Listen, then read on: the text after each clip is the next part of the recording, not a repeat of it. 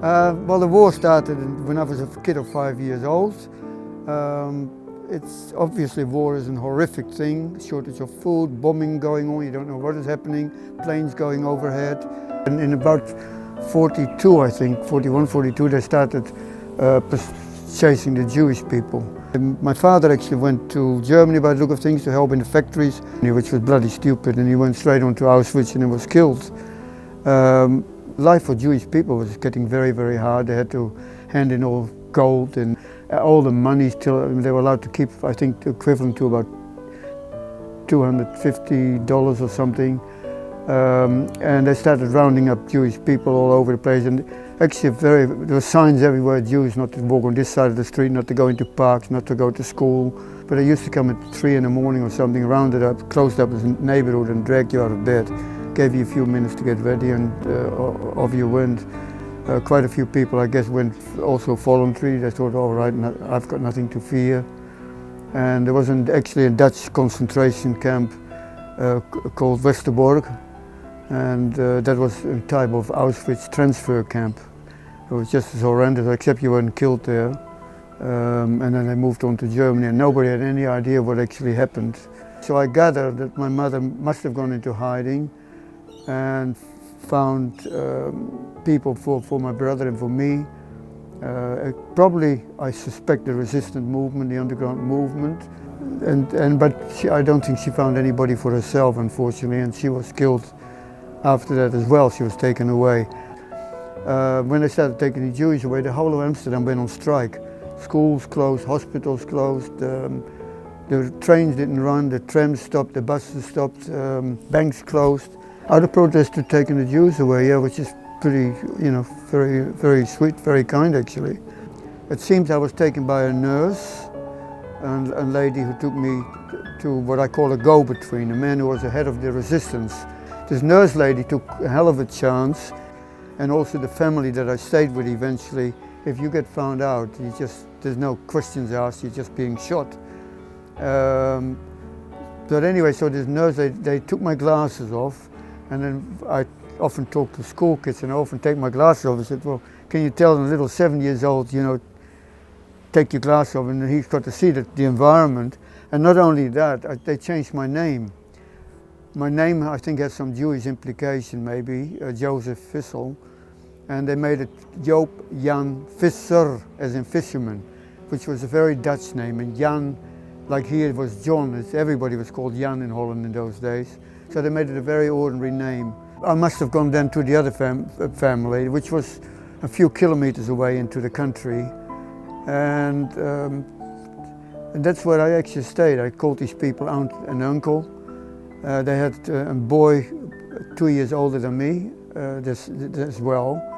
And while I was there was 2 more children born, a boy and a girl.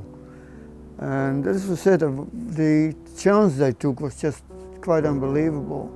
And I often wondered whether I would do that, putting my family at risk. But I don't know, I may be wrong, but I think they were a much more idealistic generation than we.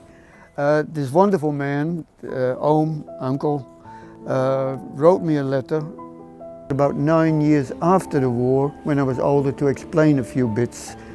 And they're actually very interesting what he had to say. I think it's rather relevant, I guess, even for all of us. And when you came to us as a little boy, you probably did not know why or what for. Of course I didn't know, but we knew better. And when the first request came to take you into our home, it was the gentleman's plan to hide you in a darkened room, the living room, and they wanted men, if there was any noise, any danger, go into the wardrobe. I let the gentleman know that we would be very pleased to take you into our family, but on the condition that you are free. Free to do as you like. Free to go to school, free to walk around, and free to go to school with our son Geert, just like other children. And this is when I started realizing the implication of letting this little kid loose, who could open his mouth and betray the whole ruddy lot of them. And so you stayed with us, And we often asked ourselves, what was the difference between me and our son Geert, an oldest boy. Both, this is rather nice, both in bed at night, innocent children, and both naughty boys in the day. So I often said to the school children, I was naughty too, you know. We tried to be a good father and mother towards you, even though the dangers that brought with them. So they were fully aware of the dangers. And so we had a double responsibility. Obviously they had to worry about me, had to worry about his family. And there's one other little bit that is rather nice, and I particularly use that with the school children that I talk to. And it says here, and what does it matter? Whether we're white, brown or black, whether we're Jew or Christian. Everybody in this world has a duty, and that duty is too difficult to translate, but to be civilized and decent towards other people. Kids seem to be fairly impressed with it all, and frankly I am too. I keep on asking myself, and I'm asking you actually, and anybody, would you take a chance like that? I was one day and walking around, and again as a kid, I vaguely remember there was wheat fields all around the little village, and wheat nowadays was very high, it's very low now as a matter of fact. And the Germans were shooting with their machine guns, they were shooting into the fields, and then later on I found out that they got hold of these boys, but they ran away and managed to get away, and they managed to get away from it. Interestingly, recently I found out that the local reverend was involved with it all as well. And apparently they had the organ in the church, probably these boys maybe, and maybe people like Holocaust survivors, at night they had a ladder, and they climbed behind the organ, they climbed up the ladder to the roof, and then they slept in the roof of the church, and then and dragged the ladder up, a little single ladder, and then the following day they came down again, and the locals got them food. It's just incredible, but you know, for the local reverend to be involved in all that as well. Funny enough, I think almost after the war, my life was actually harder than in the war, funny enough. Having said that, it was still awful. Like I remember bombs, and big cannon called Big Bertha, for instance, was in the distance, and you could hear these bombs going over. After the war, I lived with an aunt for a short while. It seems to have been a disaster. I went to another aunt, which was even worse. I was in the red light district of Amsterdam.